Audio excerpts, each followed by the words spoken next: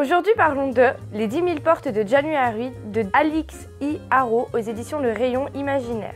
C'est un mélange entre un roman d'anticipation et un roman d'apprentissage. On suit une jeune femme qui s'appelle January depuis son enfance. Elle vit aux côtés d'un homme plutôt riche pour qui travaille son père. On sait pas trop ce qu'il fait, on sait juste qu'il doit aller chercher des objets à travers le monde. En soi, elle est pas malheureuse avec lui, il est plutôt gentil, il s'occupe bien d'elle et elle a tout ce qu'elle souhaite. Jusqu'au jour où, toute petite, elle va découvrir une porte au milieu d'un champ, et quand elle la traverse, elle arrive au bord de la mer. Au moment où elle essaye de lui raconter ça, il lui dit non mais c'est ton imagination d'enfance, oublie ça.